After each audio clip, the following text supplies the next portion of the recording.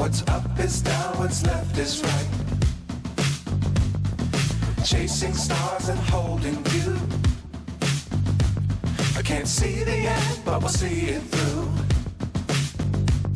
It took me a while to get him to settle down because he was like, I'm a stallion, woohoo! And then I'm like, no, you're not, no, you're not. Get on board. We're smiling. We're off to a show. You poo-poo? Usually does a poo-poo before we go in. You got a poo-poo?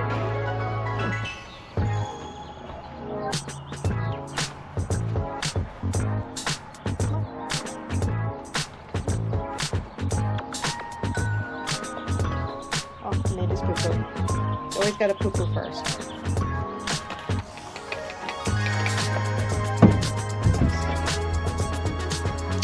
We're in. Ready to go.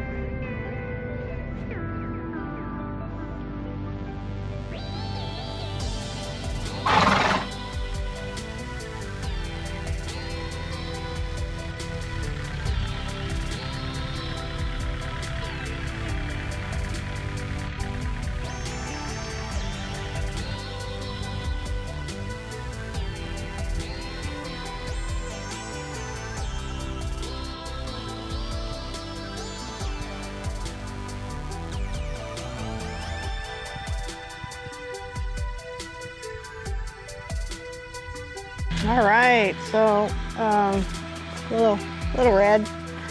So I've been here since about 10 this morning. Got in, got everything set up, got the trailer done, got the boy settled in. He's pretty chill and relaxed all day. Everybody else didn't start coming in until around 1, 2 in the afternoon. So there was people here earlier than me, and they were out here riding early while it was cooler. I was just chilling because I didn't want to ride too early, and I needed to ride with Josh anyway. So I did ride. He was really chill. He's going to be 5 on Saturday, and he's just. We've ridden over Josh's a couple of times with a lot of activity and other horses and saddle fitter and other things going on, and he's worked through it. And then he just like let it go, and he's just been so much more mature. And whether some of that's because he's almost 5, I noticed like right around his birthday, you know, every year he's had a jump in maturity, and I'm guessing maybe some of that's that. He's just pretty solid. He was really good. Just did a lot of walking, just chilling out, just walking around, standing, you know, not doing a lot. And then we went over to they were grooming the ring that we're going to be in tomorrow. So when they were done with that, I went over there, and things getting heavy. I went over there and I did some trotting and cantering over there, and then I just worked on the couple of things that Josh is having me work on, which is keeping my hands level and thumbs up. So I tend to want to cheat, he says. my wrist will break over, and I'm helping him too much. So trying to get me to stop helping him so much, let him find his balance, let him figure out his feet and his balance without me being there to micromanage him. And so we did that, and then I worked on, he broke in the canter, and he's done this a few times on the right lead, right around as we're heading to, we come off from like C, you pick up canter in the corner, and then you canter down, and then you do a canter in the circle in the center, and he's been braking just before the turn in the center. So I swatted him twice, and because I swatted him and then he wouldn't go, and then I swatted him again and he bucked a couple times, and then he picked up the canter and then he was fine. So he obviously got that out of his system, and that's just one of those little things that I just needed to get after him and deal with it right away. And Josh has been after me about just make the correction, just do it in the moment, just be brave and just do it, because I know he's going to react. It wasn't a huge reaction. He didn't melt down. He understood why he got whacked. Like really, it's just a tap.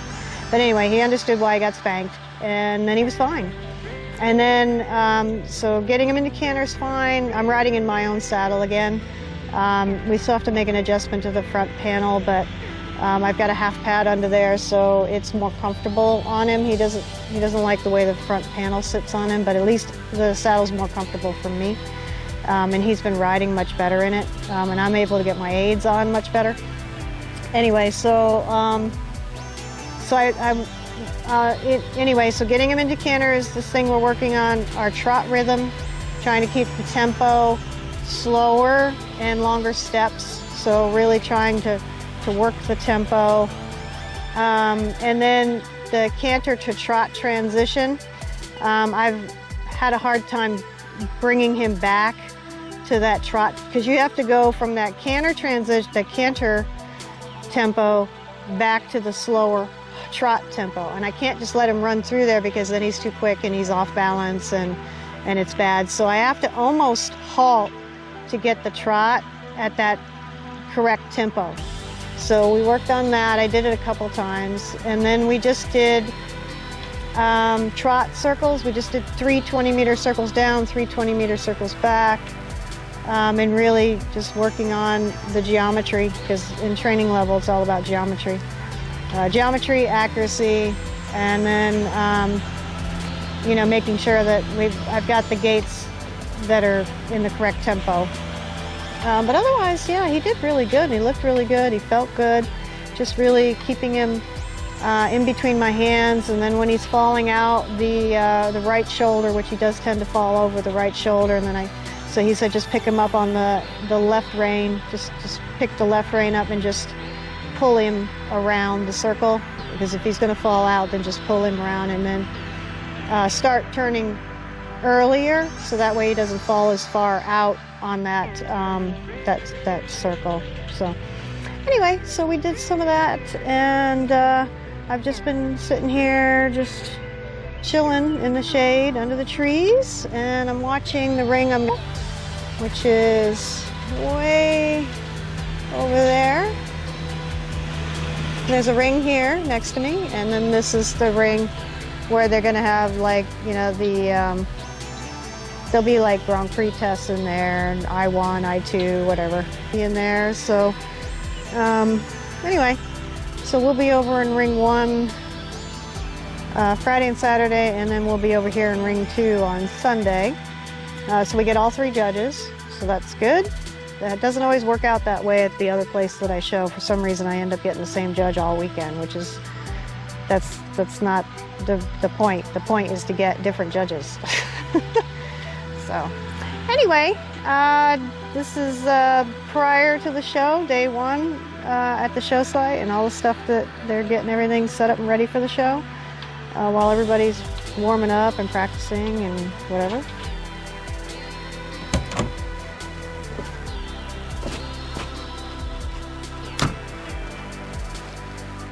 All right, day 2 of the show. So just getting out this morning.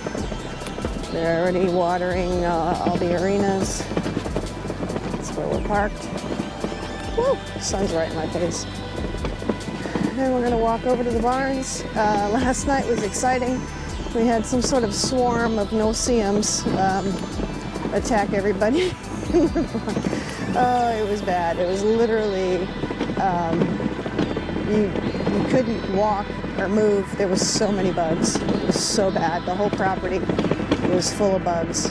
So everybody was running for cover, trying to get away from them. I have a bag of, not a bag, I have a can of Deep Woods Off that I keep in my grooming bag. It's been in there for years because years ago I used to train at another property that had these no-see-ums, and they bite. They're nasty little things, and they come out in the evening, and they come out of the ground. They almost look like ants, but they're nasty little things. So I was spraying the Deep Woods Off on all of us as we're running for cover. So that was fun. But anyway, it's a lovely morning. All the property is getting groomed with the tractors, and the water trucks are out. So I'm gonna go clean and take Oreo for a walk, and we ride at like 12:30 today. So midday. It's supposed to be about 87 when we ride, or 84 to 87. So it's gonna be hot. Oh, I forgot to put my, have to grab my medicine. But anyway, it's gonna be a bit hot. And yesterday riding with my medicine that goes in my mouth was actually good. So hopeful that today will go well as yesterday did.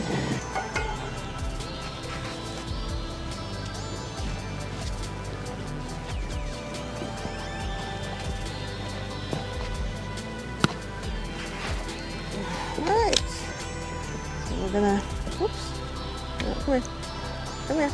Ooh. Why'd you pull your hay way over there? I just cleaned all this, and then you pulled your hay, and you poo-pooed. Stop, stop, no, come here, come here. You're gonna make me fix that later, huh? Whatever. All right, come on. Oops, go this way. Let's get everybody's way. Come here. All right. All right, so I go for a morning walk.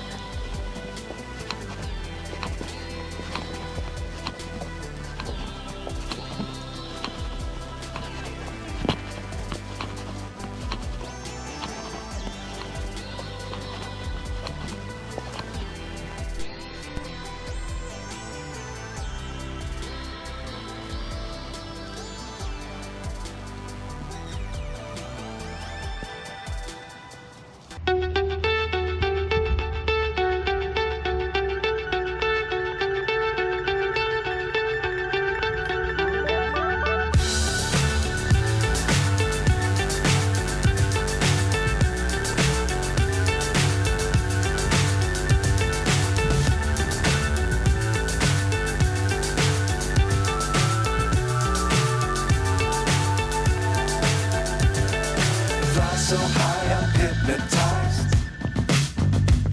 What's up is down, what's left is right. Chasing stars and holding you.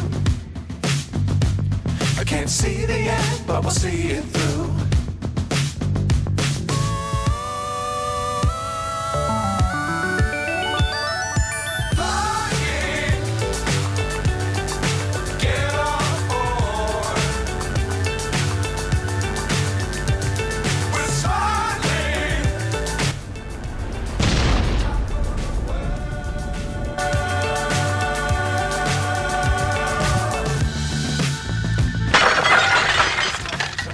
Too high.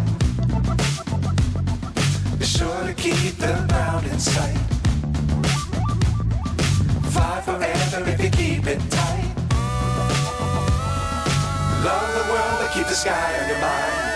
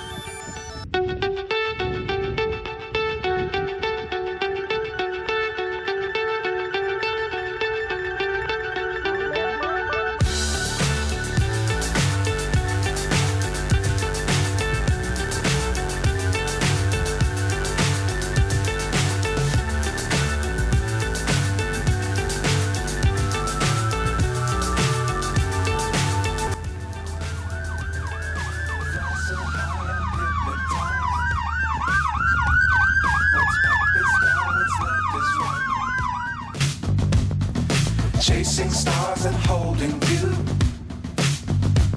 I can't see the end, but we'll see it through.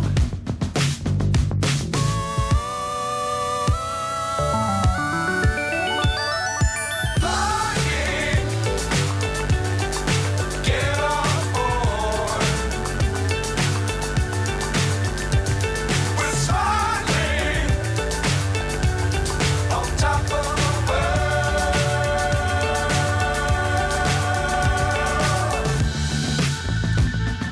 Dangerous times, don't fly too high. Be sure to keep the ground in sight. Fly forever if you keep it tight. Love the world, but keep the sky on your mind. Flying, get on board. We're smiling on top of the world. Flying, get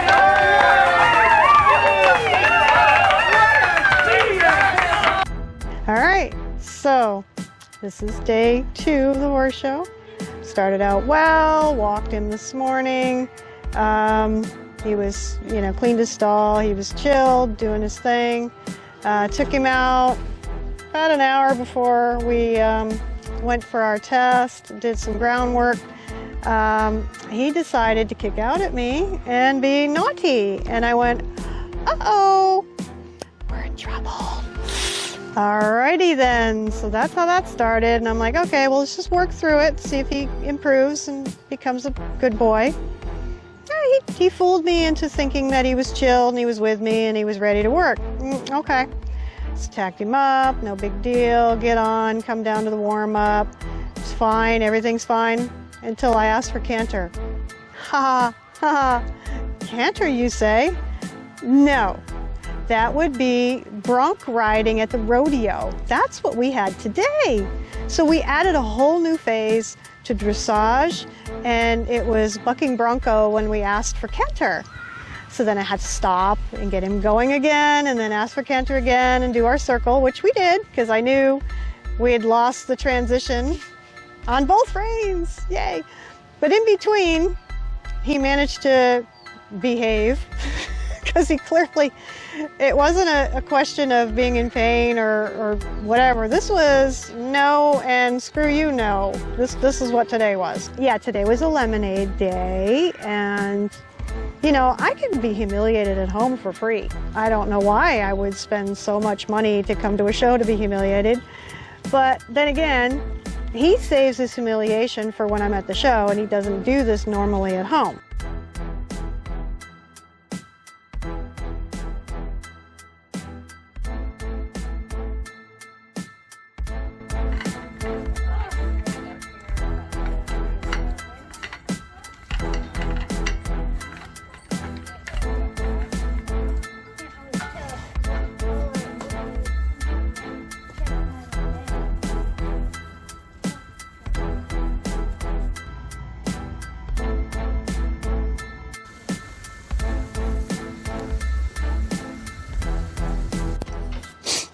All right, so day 3 did not start well.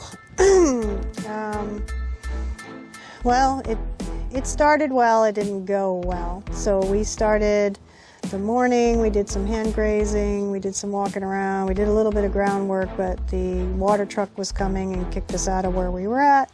And then I eventually just let him eat some grass and do some grazing. There's a hay field right here behind here, so I let him do some grazing. You see him behind me. And then just put him back in the stall, cleaned and did all the morning routine. And then about 2 hours before almost 2 hours before my ride time, I took him up to the indoor warm-up to see how he felt, to see if he was going to go forward, if I could get him going at all.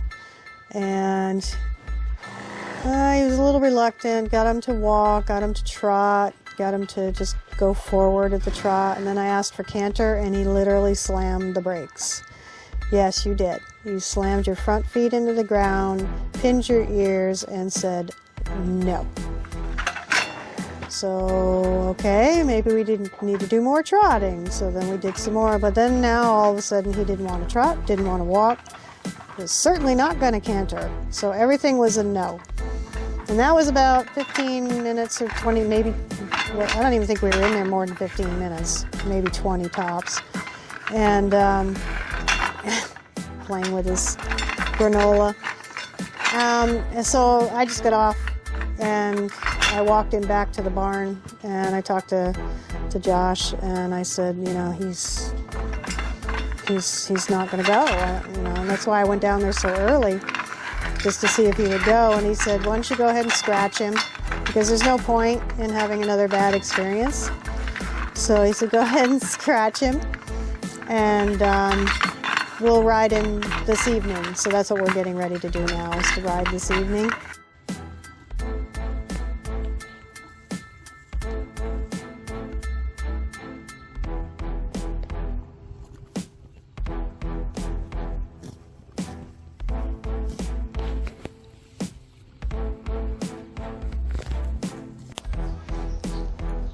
All right, well, it is a little bright. The sun right in my eyes, but the lighting's a little better here than in my office. So I've been editing the video, and I did not finish. It was that kind of a weekend, so let me give you the lowdown. So on day 3, after we scratched, I rode with my trainer later that evening. His barn manager, she did some groundwork with Oreo to kind of see where he's at, remind him of what his responsibilities are, that sort of thing. Basically get him a little more under control. I don't know if it's because all the stallions were there, or, God, that's really bright. Let me go over here a little bit. If it's because he was there with stallions and mares, and he thinks of himself sometimes as a stallion still, even though he was gelded a couple years ago. Josh thinks that the problems that I'm having with him is because he's still in a stallion mindset, and he's just basically has to be worked through the unwillingness that he's exhibiting, where I've had to like negotiate peace treaties, you know, to kind of navigate dealing with him, and that's not really productive, especially if you want a competition horse. If you say go, he needs to go. So we did some groundwork with him, got him in a good place. I got on. Josh was right there with me. He guided me through what to do. We went down to the indoor where we'd had problems that morning, where he refused to do anything, and he was gate sour. He had me go in and just like run him full out in the trot, just go, and then come back around to where he was, halt, and then go again, and then do diagonal, come back around, halt, and then go again. And then we did it at canter. So from halt to canter. Boy, homeboy can do it. He can do a lot of things. He's very talented. So that's what we worked on, and he was going, and he sucked back and spooked at one point down the other end of the arena near the mirrors, and I had to kind of reorganize and get him back and send him again. Basically, I was just sending him, just go. You just got to go. I tell you to go, you go. And that's what he's needed, and I've tried to get to with his training several times, but it's just gotten really ugly.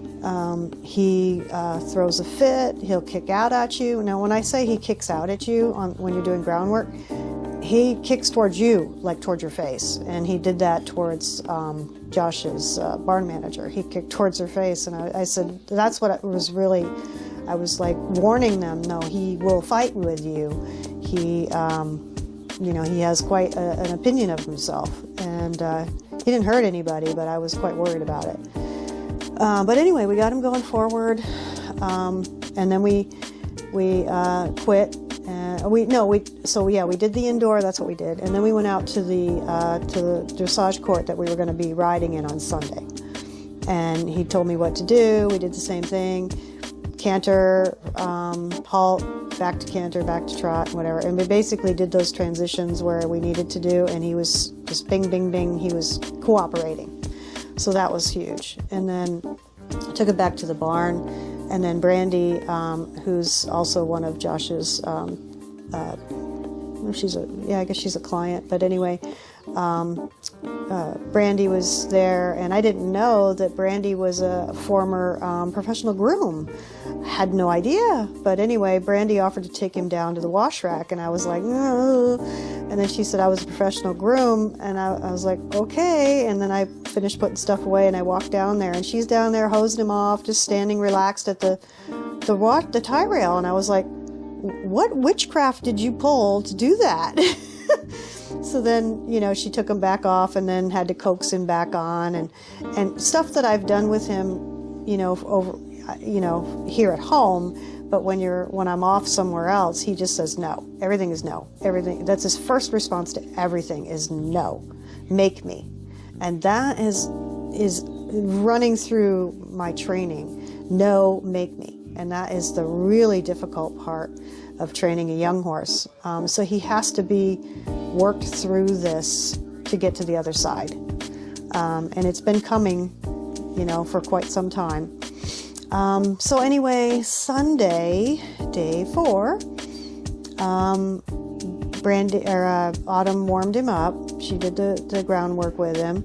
He looked fine. He looked like he was much more cooperative right away than what he was the night before.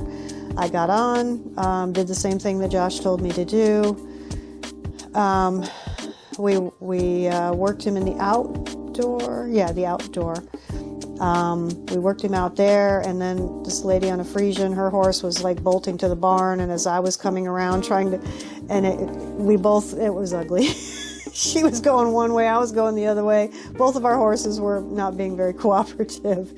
Anyway, we settled that down. Josh got upset with me for fighting with him, and a lot of that was because my anxiety was off the charts. I have PTSD. I have panic anxiety attacks, and that's what was happening. I was getting so upset and trying to do what I was being told, but it was causing my anxiety to just go off the charts, which was causing him to get even worse. But anyway, we got there in the end. We got him cooperative. He was doing fine, walked him, calmed him down. Took him over, trotted him into the arena, and he said, if you can get the first canter, the left lead canter, which is where he's been causing most of my problems, he said, just scratch, just excuse yourself. And I was like, well, for me and what he's been doing, I really needed to finish the test. So that was kind of like a big thing for me, is I wanted to finish the test. It may not be clean, and it wasn't, but to finish it, to get him through it was, for me, very important. So we got the left lead canter. He was going, got through the test. He broke, he broke on the right lead canter, the second one, which is where he was bucking earlier in the video on the first test on Friday. No bucking, got him going forward again. He broke again, but he wasn't bucking and he wasn't saying no, so okay, we'll deal with it. And we knew the scores were going to drop. But anyway, got through the test. We got a 58, but he completed it. And obviously, it wasn't about the comments or the score. It was getting the completion. So I had been talking to Josh earlier in the day that, because I've known Josh enough for the last couple of years, and I've seen how he's producing his horses and how accomplished he is as a rider. And he's growing, getting better and better every day, and he's accomplished quite a lot. So, and he's very meticulous about his horses and that sort of thing. And he breeds as well. He does all that stuff. So I talked to him about how long would you need Oreo, like for boot camp, because obviously I can't get him across the finish line with this stallion brain that he's got going on. He overpowers me. I just can't do it. And I get too afraid because I'm not 18 anymore. Well, let's be real, and I don't think anybody in our group realized how old I am, which is over 50, and we'll leave it at that. But anyway, I'm like one of the oldest people in the group, and I struggle to get to the finish line because I get frightened. I admit it. I get frightened, and that's okay. And that's why you ask for help. So, anyway, we finished the test. Everything was fine, and then I took him down to hose him off, and I didn't put the rope in his mouth. Now, that's just a coping skill that I've been doing just to have him be compliant. But it's, obviously he should be compliant without the rope in his mouth. But anyway, I have it there for leverage. For when he says no, I can get him to yes faster with the rope in his mouth. So he didn't want to go down to the wash rack again. And he got frightened because another horse came up from behind him. So now he was like on pins and needles. He was like hyper alert or whatever. And then Josh came over and tried to help me get him on the wash rack, and I could see he was really getting annoyed because he could see how bad this is. And he ended up backing him on there and then had me wash him off over on the grass, just so that because I told him the wet concrete is like, it's kryptonite for him. It's a hard no. So there's a lot of things that are a hard no for him that have to be worked on. So anyway, and then of course when we loaded up and I went to put him on the trailer, he takes his time. As you saw earlier in the video, he has to go poo-poo first and decide, and then he, casually will get on the trailer. Nope, Josh came over and said that's not negotiable. And got him from, tapped him from behind, and into the trailer he went. So he needs that. He's at that point, he needs to understand that when he's asked to do something, he needs to say yes. That's all. It's not hard. Just say yes. So anyway, so I talked to Josh about how much time he would need to have him. He said initially he thought about 2 weeks because he can see how smart he is, and then dealing with him, and seeing how bad he can be in every aspect. When he gets to no and he's saying no like all day with everything, that has to change. So he has been dropped off at boot camp today. So talked to Josh this morning. He's going to keep him for a month, which gives us right up until the rack, because we're showing in the regional adult amateur competition. And it's in the middle of June. I've already booked our RV space. I haven't entered yet. I'll do that probably next week. We have a clinic with Lars Peterson. I think it's Lars Peterson. With Lars on Friday. So I'll be riding with Lars on Friday, but he'll have had, Tuesday, Wednesday, Thursday. Yeah, he'll have had 3 days with Josh working on him, because he's going to start him today. And get him into shape and fix this no problem that I have, and hopefully we'll be able to be as smooth sailing after that. The cat's over there on the cat tower. So that's why I did not finish the video at the show.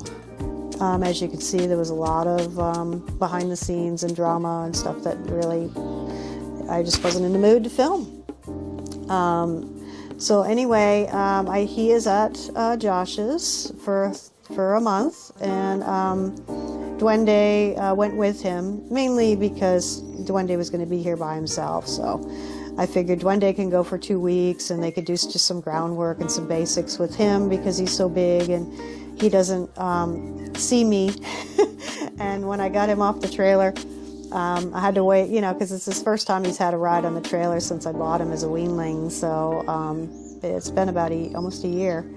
And so he leaped off the trailer like he was going over a big water jump. It was freaking hilarious. We were all cracking up. And then Autumn took him and she was trying to back him off, and he just stood there like, what? And I said, this is why I use a flag with him, because he doesn't see me. I said, in order to make myself bigger, I've had to use the flag to back him off, because he's just like on top of you like a Labrador. He's just so, I just love that little boy. Well, he's not little, he's huge. I love them both, but Duende is definitely the love bug of the two.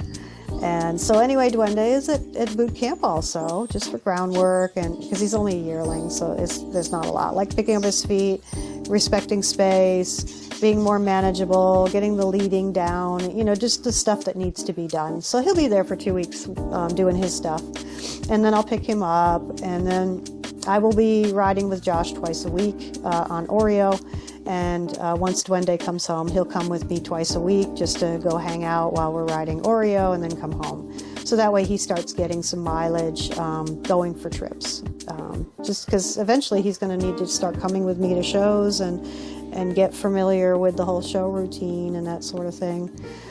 And furthering his education, because next year I want to do 2-year-old in-hand classes with him, 2-year-old, 3-year-old, and then 4-year-old. He'll be under saddle and in-hand in the PRE classes. So that's the long-term, well, the near-term goals with Duende. So they are both at boot camp, and I will see Oreo on Friday.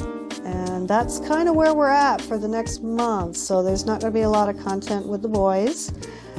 Probably be more sheep and donkey stuff on the channel, and of course some chicken stuff. We have the chickens as well.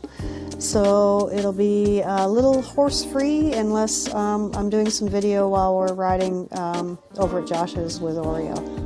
So, you know, young horses, not a lot of people want to take on young horses and develop young horses because it's hard. It's hard work. I love it. I love the training. But as I've gotten older, it's harder for me to do certain things, and I've just had to admit that I can't do certain things that I would have been able to do 5 or 10 years ago. I physically cannot do anymore, and that's okay. I have somebody now that I trust that is going to be able to help me with my horses and help me get there for my long-term goals, which would be eventually getting to Grand Prix with Oreo, and eventually do that with Duende. That's why I have them. And like I told my husband, I said, you know, I have a Corvette and I have a Ferrari, and they're not like Cielo. They're not quiet and small and easy to deal with. They're big and they're powerful, and they have to be for the sport. And I'm small, so I need help. It's okay. It's okay to need help. So anyway, I'm going to leave it here. If you've made it this far, give yourself a thumbs up. Awesome. It was a heck of a weekend. And, you know, if you like the content and like what we're doing here while we're developing these young horses, you know, subscribe, hit the like button, and help the channel out so you can watch more of my content. Thanks for watching.